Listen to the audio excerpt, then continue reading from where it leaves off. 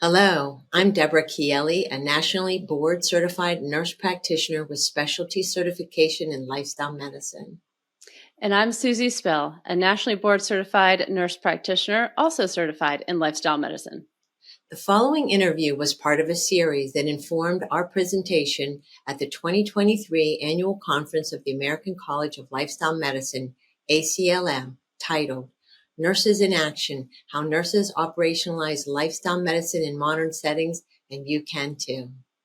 In this series, nurses from diverse backgrounds and practice settings and their champions tell their personal and professional stories about discovering lifestyle medicine and how they're implementing it across a wide range of settings. Nurses are the largest health profession in the United States and globally, and have been voted the most trusted profession here in the U.S. for over 20 years. Learning about and incorporating the pillars of lifestyle medicine fosters full scope of practice and the ability to answer the call to lead by the National Academy of Medicine with their report, Future of Nursing 2020 to 2030, Charting a Path to Achieve Health Equity. We hope these stories of success will inspire conversation and drive creative solutions to better address inequities in healthcare.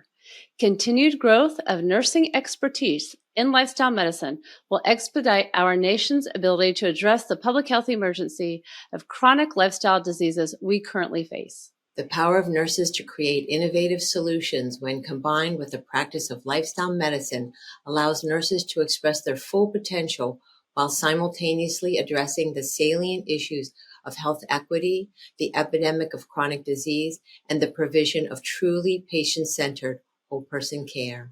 When nurses are empowered to lead with an interdisciplinary and multi-sector practice, they answer the call of the National Academy of Medicine to dissolve barriers to care and improve health for themselves, the nation, and every global citizen. Enjoy the interview. Today, I'm talking to Meryl Fury. Meryl Fury is on a mission to help people heal illness with food as medicine. She's a registered nurse with a master's degree in nursing, living in Wisconsin, and in her work, she straddles the border between Illinois and Wisconsin. Throughout her 30-year nursing career, she has specialized in public health and underserved populations. She is truly a passionate leader in the field of nursing.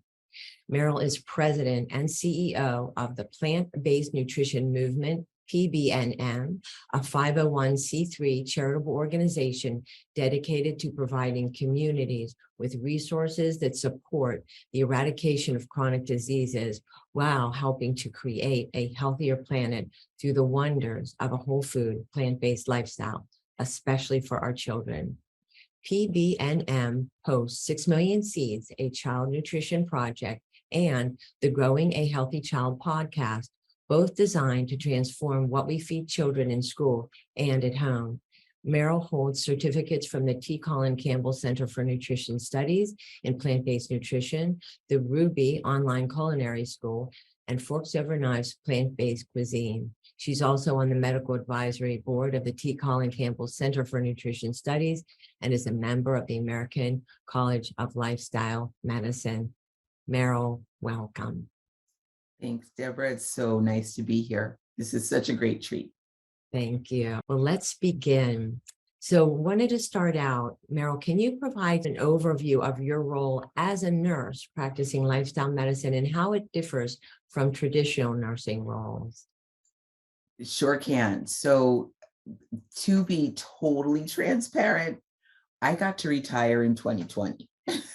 So I don't practice nursing at the bedside or in the clinic or doing patient care in the traditional sense. I have my master's in nurse leadership. So I took that and was basically gifted this opportunity to lead a most wonderful nonprofit called Plant-Based Nutrition Movement. In that role, I'm president and CEO. And I use all of my nursing skills all the time. Okay, I'm not taking blood pressures and I'm not checking pulses, but the assessment and the education part and the holistic view of the human and our connection to the planet, that never changes. That never changes. Mm. If I had to answer your question, that's probably what I would say. The nursing practice, the nursing skills, the nursing assessment, the way we are as nurses, right? All that stuff we do is totally transferable to all kinds of positions. And for me, I am just so grateful to be able to lead this organization that is based on helping people go from poor, low nutrient, high caloric density ways of eating to healthful and health promoting ways of eating. And that's how I get to support human health. Mm, beautiful. Thank you. To follow up on that, what motivated you to pursue the career in lifestyle medicine? And was there a specific event or experience that inspired you? Wow, Deborah, this is a long, deep river that's been running through me for a long time. When I was 15, I gave up eating mammals, right? Four-leggeds in particular, I just stopped eating them. That's a whole story by itself. And as my mother was a gym teacher and had formal training in how you're supposed to feed children, right? And she was absolutely convinced that I was going to be weak and my bones were going to be weak and I was going to be iron deficient and not have enough calcium. She had all these horror stories running through her head. I had to learn how to answer her questions about not eating meat. So back in that time, that was in the mid 70s, there weren't a lot of books or anything available. There were, I could think of maybe 4 or 5, and they weren't heavy in the the biological sciences. They were more about maybe some social justice issues, and there were some recipes, and there were, earth-based things. Diet for a Small Planet was out. Moosewood Cookbook was out. There were a few, but not a lot. So I had to start learning and studying and gradually up my game so I could keep my mom calm. At one point, my mother got very sick, and this is by the time I was 18 or so. She was pretty sick. She drank a lot of alcohol. That was her method of choice. And I watched her get really sick, really. And to the point where she was on her deathbed, basically, from alcoholic cirrhosis. And by then, I was already very engaged in the belief, in the understanding that food was medicine. We didn't say it like that back then, but food was health, food was life. What you chose to put in your body was important. And she was literally laying in the hospital, and they were drawing the ascites off her abdomen. And she had been on a fast. Basically, they had stopped. She was NPO. And I remember I walked in and saw her laying there, skin and bones, except for this belly, very large. And she had been, like I said, NPO. So in my world, that was a fast. She was fasting. That's how I took it. And I remember her doctor walked in and said, okay, you can start eating now. And in comes a tray with scrambled eggs and all of this sausage and things.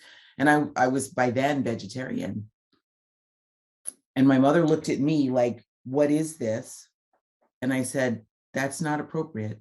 And I looked to the doctor and I said, that is not how you stop a fast. She is on a de facto fast. This is not how you start her.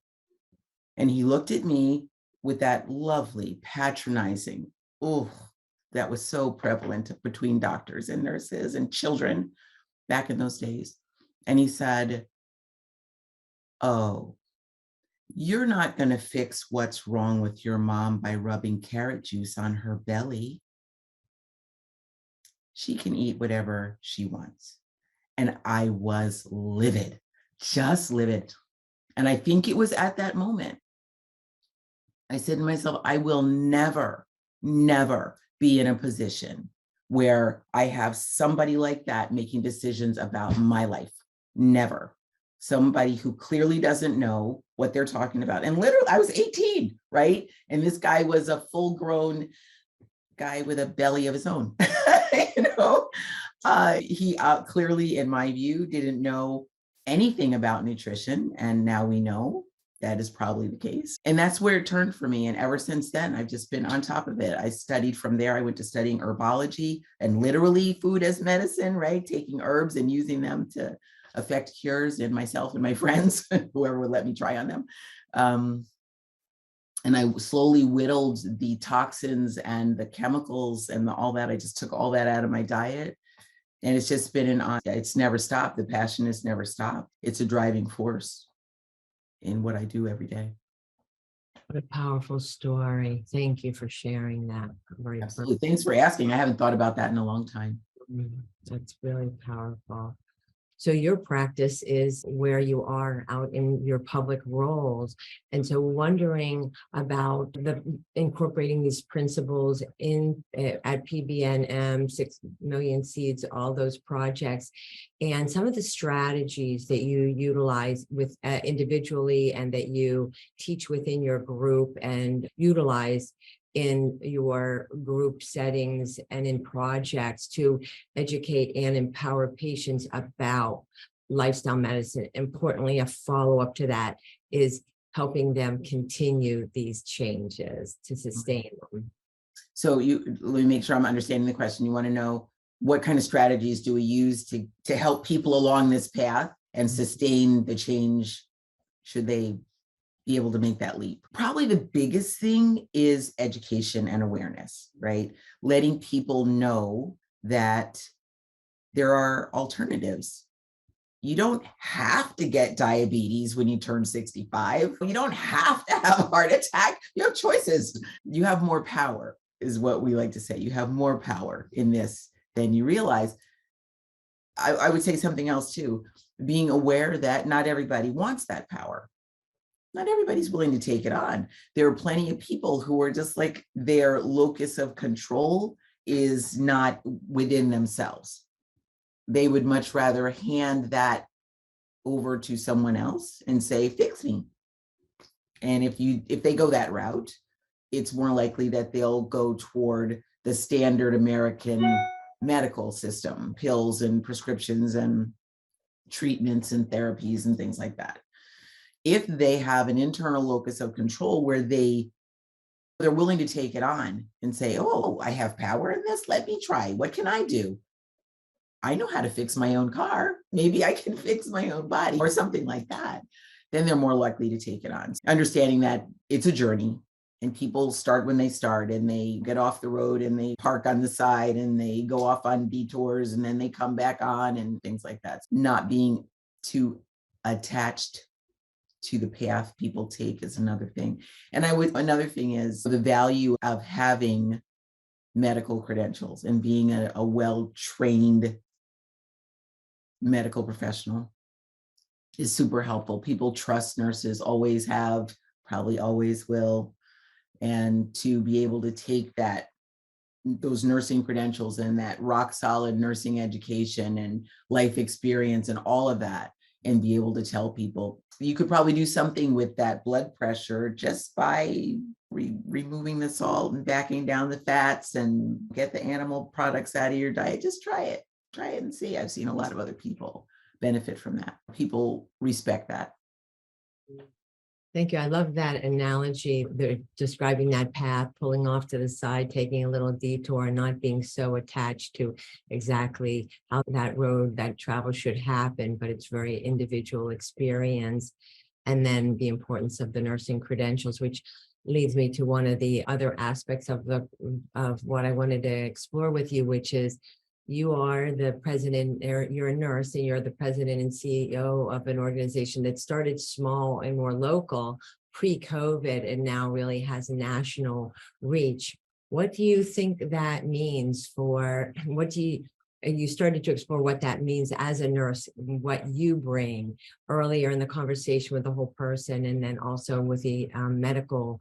Any other thoughts about that? And what does this mean for nurses? What would a message be there about what this means for nurses? And I'm going to answer that last question first. Okay. What does this mean for nurses? Okay. Loudspeaker, nurses can do anything.